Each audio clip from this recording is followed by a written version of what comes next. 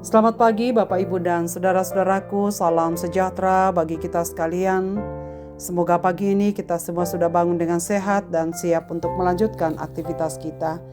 Sebelumnya saudara sekalian, saya mengajak kita untuk membaca dan merenungkan firman Tuhan, mengisi hati kita, mengisi pikiran kita.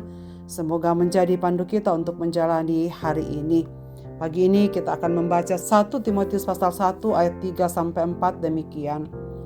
Ketika aku hendak meneruskan perjalananku ke wilayah Makedonia, aku telah mendesakmu untuk tinggal di Efesus, supaya engkau memperingatkan orang-orang tertentu agar jangan mengajarkan ajaran yang berbeda, ataupun sibuk dengan dongeng-dongeng dan silsilah yang tak berujung, yang hanya menghasilkan persoalan daripada rencana keselamatan Allah yang berdasarkan iman.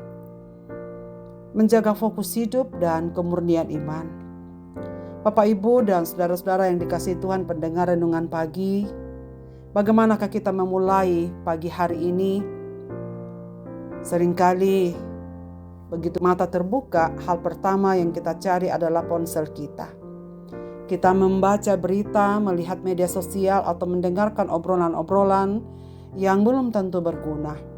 Belum sempat kita menyerahkan diri kepada Tuhan untuk beraktivitas, pikiran kita sudah penuh dengan kebisingan dunia. Pikiran kita terdistraksi, hati kita menjadi cemas, dan fokus kita terpecah bahkan sebelum hari betul-betul kita mulai.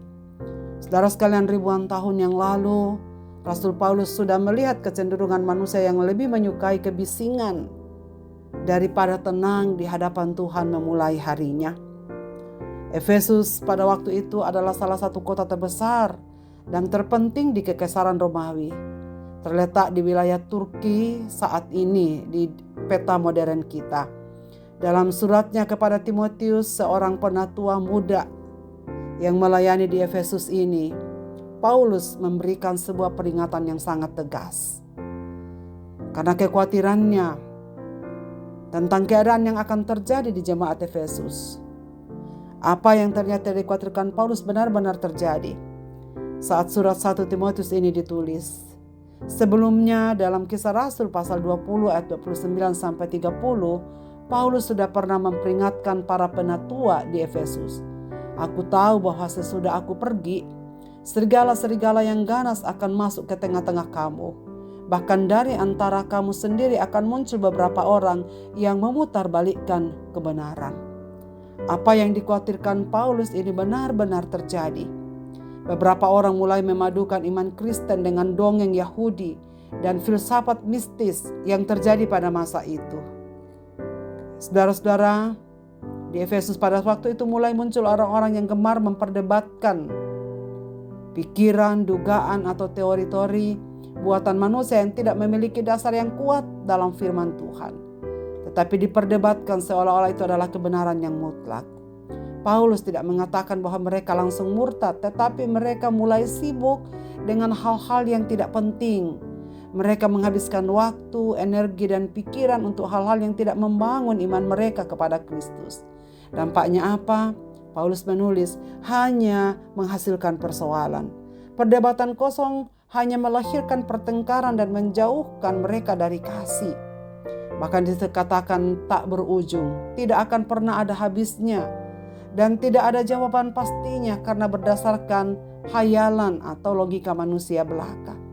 Hanya menghasilkan persoalan, kata Paulus, bukan membuat jemaat makin bersatu atau makin mengasihi. Justru memicu perdebatan, konflik, rasa paling tahu, dan perpecahan. Menjauhkan diri dari iman. Orang yang menjadi sibuk dan mendiskusikan hal-hal yang tidak penting itu mengisi pikiran mereka dengan hal-hal yang rumit, tetapi mengabaikan perintah praktis Tuhan untuk hidup saling mengasihi dan melakukan kehendak-Nya. Saudara-saudaraku, jikalau persoalan ini kita bawa di dalam kehidupan kita hari ini, dongeng dan silsilah tak berujung itu banyak sekali terjadi dalam masyarakat. Hal ini bisa saja terjadi misalnya membicarakan atau mencari tahu kehidupan atau bergosip tentang orang lain yang tidak ada hubungannya dengan hidup kita. Terjebak dalam perdebatan kusir di media sosial yang hanya memicu amarah. memberitakan hal-hal yang belum tentu benar, atau terlalu mencemaskan standar-standar duniawi tentang kesuksesan yang membuat kita lupa bersyukur, lalu mulai menilai diri kita, membandingkannya dengan orang lain. Dan akhirnya kita tidak punya waktu untuk duduk di hadapan Tuhan, bersyukur untuk apa yang Tuhan buat. Semua hal ini siap merebut kedamaian kita di pagi hari ini jika kita mengizinkannya masuk. Oleh karena itu, saudara sekalian, melalui firman Tuhan pagi ini, kita diingatkan untuk melakukan hal ini. Pertama, saring apa yang masuk ke dalam pikiran kita.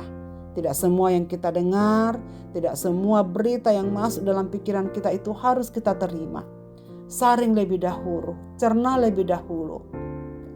Sebelum kita melangkah keluar rumah atau memulai pekerjaan, tanyakan pada diri sendiri, apa yang saya baca, apa yang saya dengar, dan pikirkan pagi ini membangun iman saya. Apa yang saya akan buat supaya yang masuk dalam pikiran saya adalah hal-hal yang membuat saya makin teguh di dalam iman. Jika itu hanya membawa kecemasan atau keinginan untuk berdebat, mari ambil tindakan tegas untuk mengabaikannya. Jagalah kemurnian hati kita. Jangan menghabiskan waktu berdebat dengan orang-orang yang menghabiskan energi kita untuk hal-hal yang tidak membangun. Selalu bertanya apakah hal ini berguna. Jika tidak, kita abaikan. Dan jika mungkin, hindari hal-hal yang tak berkenan kepada Tuhan. Yang kedua, fokus pada rencana Allah yang berdasarkan iman. Tuhan memberikan kita hari yang baru ini bukan untuk dihabiskan dalam kesia-siaan. Hari ini adalah bagian dari rencana keselamatan Allah bagi kita dan orang-orang di sekitar kita.